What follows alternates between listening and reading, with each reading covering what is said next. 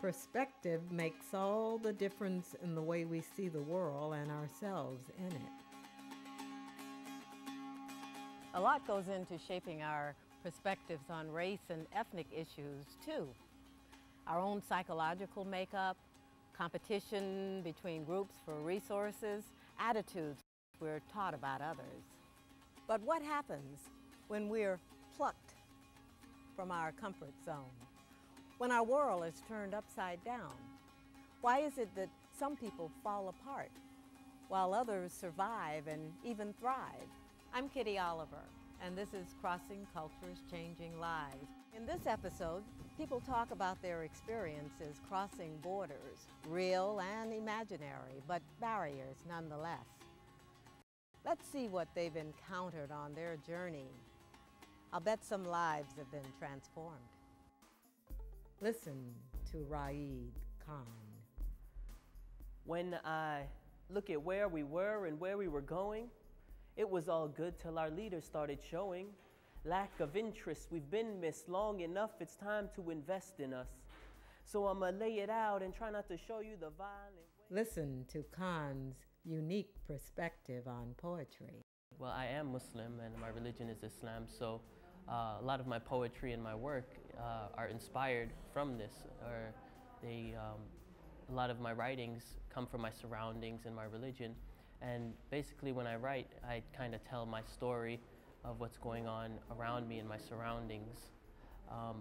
And the message that I send is a universal message of peace, of love, unity, harmony, all that contained inside the poetry. There is a lot of misconceptions about Islam, especially what's portrayed in the media. And, you know, through my actions, the way I carry myself and how I speak and present my poetry, all reflect Islam and myself. And in the media, Islam is not portrayed very well. And by doing this poetry, I'm hoping to, you know, try to break what the people see on television and show them what it really is, what it's really like to see a live Muslim practicing, living everyday life, going to school, I mean, on campus. That's what I'm trying to do. And through my actions and how I carry myself, you know, people will see what true Islam is. This poem is entitled Speech. I'm speaking with spoken word, speechless when I speak and outspoken when I'm heard.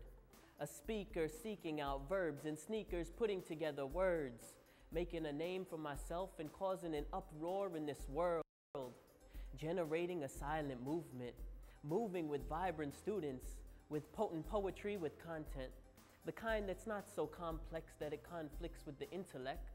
I hope you can comprehend it's for the competent and the ones with common sense, not necessarily for common men.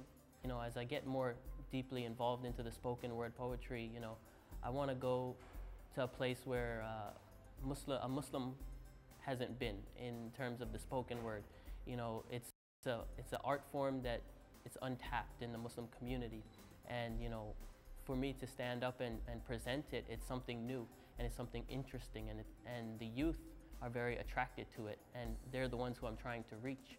And so by doing this, you know, I'm hoping to reach them and be able to help and assist them through my work, all youth, Muslim, non-Muslim, the message is universal. I woke up one morning and opened my eyes, and to my surprise, it couldn't be. As I started to rise, I realized that I still can see, that I still can see. Now, let me take you to the night before when I entered a dark, mysterious door. In this door was the world I dropped my jaw, the side in which you wish you never saw, the side that contains people unified by hate and destruction, wars and seduction. And I thought to myself, I wish I were blind. I wish I were blind so I wouldn't have to see innocents dying in wars, or predators hunting boys and girls, or people sleeping in the streets, or seeing mothers weep. I wish I were blind to death so I would not have to see it. I wish I were blind to discrimination so I would not have to face it. I wish I were blind to these things so I would not have to see them and the disaster it brings. And so I closed my eyes in hopes that these things would disappear, but they don't go anywhere. All these things are here and we have to deal with them, and asleep I went. And I woke up in the morning and opened my eyes. And to my surprise, it couldn't be. As I started to rise, I realized that I'm meant to see, that I'm meant to see. Raa'id Khan has become a regular at the annual interfaith concert presented by the organization One Planet United. The group creates community programs that bring people of different racial and ethnic backgrounds together from different perspectives to talk and to listen.